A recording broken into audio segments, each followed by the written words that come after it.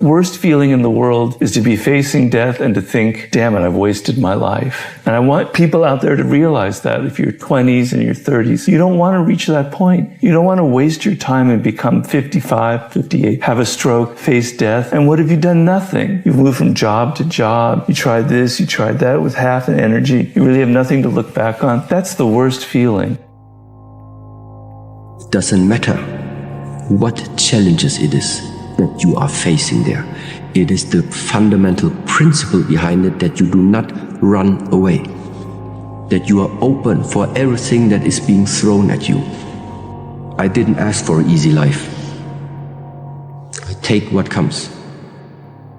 Your life and your growth has to be stored up before it shows up. So when you see somebody that's done something very well, they didn't just start practicing on that yesterday. You're never good the first time. They've been consistent.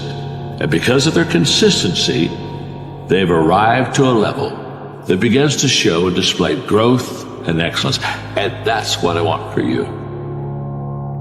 Master self-discipline. Become the person that regardless of how you feel, you can consistently go through the motions. Be the person that you can count on. Do it because you said that you would, because it is what will get you closer to obtaining legacy. Operate like a finely tuned, highly efficient machine, continuously making improvements through trial and error. Do this until the day comes that you can operate optimally without even having to think about it, without any effort, because you were just that good, that finely tuned. When you reach this level of performance, the rate at which you improve skyrockets exponentially, and you will be soaring past the achievements that you once believed to be impossible. But you have to get over this first hump. Think of this as life or death, because this is the difference between you continuing to be stuck in the cycle versus actually living the life that you dream of. You can have the life that you want, but if you believe that you can't, you can't. The greats do things when they don't always want to. And I think that's what separates good from great. Michael Jordan missed 26 game-winning shots. He lost the game for his team 26 times. You're gonna fuck up a lot, and you're gonna lose the game for your team a lot. But it ain't really about the ones that are the most talented. It's the ones that never fucking quit. And yeah, talent's a real thing, but if you combine talent with somebody who doesn't quit, well, what I'm saying to you is, you fucked up. All right, okay, get up off the floor. If you could still breathe, if you could go like this and it's going, you're in the game. So just play. Our brain attaches to negative things. We have to train it to look at the positive things. Stop asking the questions of what's wrong with this or what can be fixed. Start asking the questions of like, what's right about this? What opportunity is this failure going to show me? I'm telling you, just start thinking those thoughts. You got to train your brain. You could boil down the problem with humans into one line. It's the fact that they're always taking the path of least resistance. They don't want to put effort, and it requires effort to strategize, to think of your opponent, to think of what makes them different. It takes strategy to think of what will persuade them, what will get people to join your cause. It takes effort to get outside of yourself, to see how other people might view it. But we don't want to do that. We want to just be lazy and just assume that everyone's on our side. You cannot change your life unless you change something. If you always do what you always did, you'll always get what you always got. Well, what if I experience failure? Well, what if you experience fortune?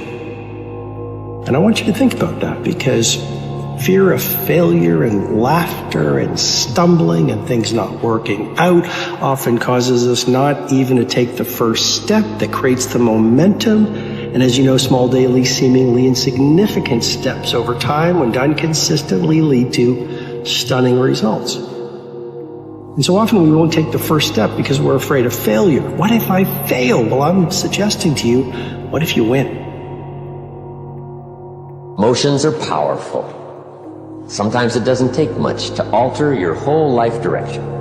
Number one, disgust. Powerful emotion. Disgust says, I have had it. See, that could be the day. The day you can say, I've had it.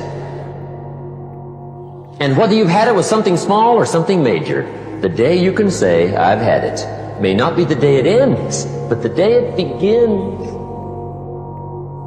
Powerful day.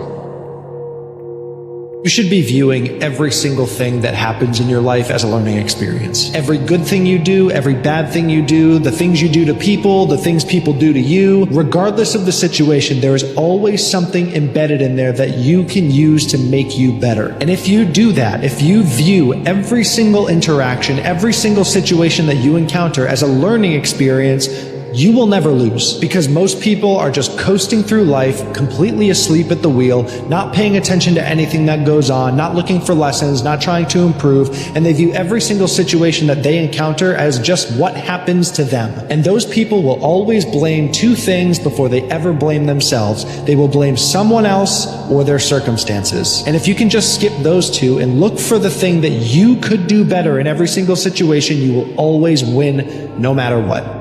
Life gets better from here. You grow from this moment. You glow in this moment. You go forward from this moment. Life gets better from here. You're so stuck on focusing on what you're experiencing here that you never focus on what is there for you.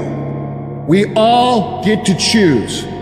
What hard are we going to have? Are we going to have the hard of creating and becoming and being a great example for everybody else, honoring the people who came before us and setting a great example for the people coming after us?